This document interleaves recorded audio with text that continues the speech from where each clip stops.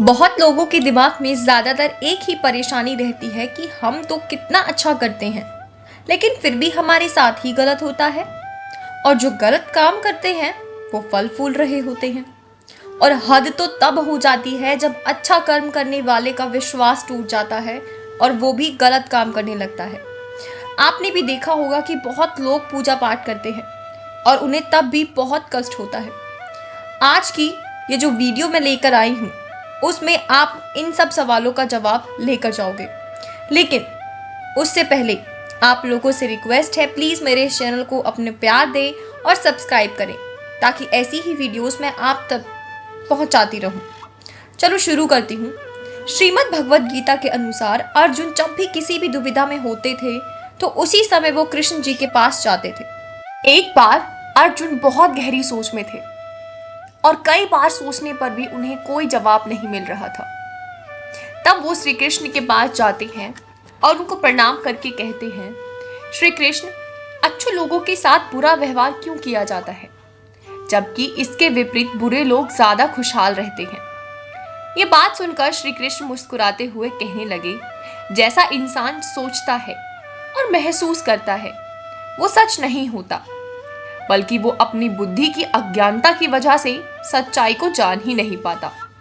अर्जुन को इस बात से कुछ समझ ही नहीं आया और भगवान श्री कृष्ण की तरफ देखता रहा।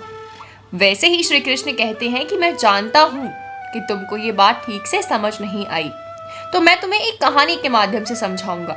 उस कहानी से आप समझ जाओगे कि हर इंसान को अपने कर्म के अनुसार ही फल कैसे मिलता है। प्रकृति हर इंसान को अपना रास्ता चुनने का एक मौका देती है और वो इंसान के ऊपर निर्भर करता है कि वो सही रास्ता चुनेगा या गलत। श्री कृष्ण कहानी शुरू करते हुए कहते हैं कि एक नगर में दो लोग रहते थे, जिसमें से पहला व्यक्ति जो कि आस्तिक था, वो रोज सुबह नहाकर भगवान की पूजा पाठ करता और अपने बुजुर्गों के पैर छूकर अपने काम पर जाता। लेकिन इसके विपरीत दूसरा व्यक्ति जो कि नास्तिक था, वो मंदिर तो जाता पर मंदिर के बाहर चप्पल चुरा कर ले आता। इसी तरह काफी दिन बीत गए।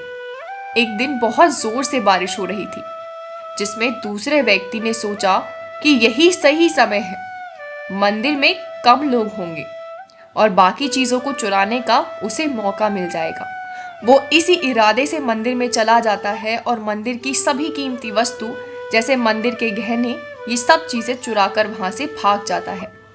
लेकिन जैसे ही पंडित मंदिर को देखता है कि वहां कोई भी मूर्ति पर किसी भी प्रकार का गहना नहीं है और बाकी वस्तु भी गायब है, लेकिन उसी समय पहला व्यक्ति जो कि पूजा पाठ करने वाला था वो वहां पहुंचता है। तो पंडित को लगता है कि इसी ने चोरी की है और चिल्लाकर लोगों को बुलाने लगता है। जैसे ही लोग आते हैं तो उस भले इंसान को खूब पीटते हैं और वो मार की वजह से बहुत चोट खा लेता है। वहां से अपनी जान बचाकर वो भाग तो जाता है, लेकिन भागते भागते एक गाड़ी से टकरा जाता है, जिससे वो बहुत बुरी तरह घायल हो जाता है। लेकिन वो हिम्मत ना हार कर अपने घर जाने का प्रयास करता है। वहीं उसी की मुलाकात उसके पहले व्यक्ति से होती है जिसने चोरी की थी। वो पहला व्यक्ति उससे कहता है कि आज तो सही में बहुत खुश हूं कि मुझे इतना सारा धन मिला, मैंने कभी सोचा भी नहीं था और ना कभी मैंने देखा था। ये सुनकर पहला व्यक्ति वो बहुत गुस्सा हुआ। ये सुनकर पहले व्यक्ति को काफी बुरा लगा। वो जैसे ही घर पहुंचता है, सबसे पहले अपने घर में लगी हुई भगवान की तस्वीरों को बाहर फेंक देता है और भगवान को भी बहुत बुरा भला कहता है। कई साल बीत जाते हैं और उन दोनों व्यक्तियों की मृत्यु हो जाती है। दोनों ही मरने के बाद यमराज से मिलते हैं और पहले व्यक्ति ने जब दूसरे व्यक्ति को देखा तो वो बहुत क्रोधित हो जाता है और यमराज जी से कहता है, क्या फायदा, मैंने इतनी पूजा पाठ की, धन क्या, मैंने कभी किसी का बुरा भी नहीं सोचा और मुझे मेरे जीवन में कष्ट ही मिला। और इस इंसान ने सिवाय जीवन में पाप ही किए, लोगों के साथ हमेशा गलत किया और इसको बहुत सारी धन और दौलत नसीब हुई। तब यमराज कहते हैं कि तुम पहले व्यक्ति को देखकर जो ये बोल रहे हो वो बिल्कुल भी सच नहीं है। जिस दिन तुम्हारी गाड़ी से टक्कर हुई, तुम्हारा वही दिन आखिरी था।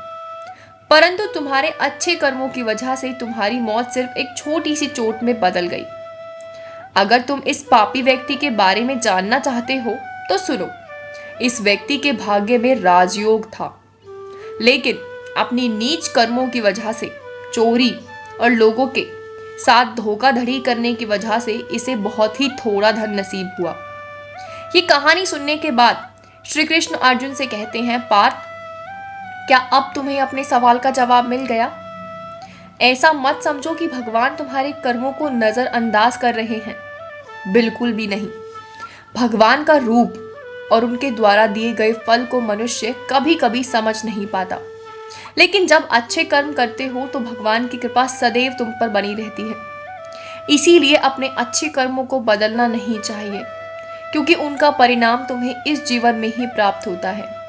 इसीलिए मनुष्य का धर्म है कि वो हमेशा अच्छे कर्म करता रहे, क्योंकि श्री कृष्ण ने गीता में भी यही बताया है कि किसी भी कर्म का फल अवश्य निकलता है, चाहे वो अच्छा हो या बुरा। वो आज तुम्हें नहीं मिलेगा, लेकिन क्या पता उस कर्म के फल की वजह से तुम आगे किसी बड़ी मुसीबत से बच जाओ। तो अपने कर्मों को हमेशा अच्छा बना के रखिए। दूसरे तुम्हारे बारे में क्या सोचते हैं, दूसरों का फल कैसे होता है, उन्हें उनके कर्मों के हिसाब से फल मिलता है।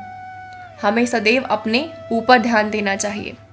आशा करती हूँ आपको ये वीडियो पसंद आई हो। हमें कमेंट लिखकर ज़रूर बताना आपको ये वीडियो कैसी लगी और आप हमसे कैसी वीडियोस देखना पसंद करेंगे, हमें ये भी कमेंट सेक्शन में लिखकर ज़रूर बताना। मिलते हैं अगली बार ऐसी नई वीडियो के साथ। तब तक के लिए thank you so much and keep supporting my channel.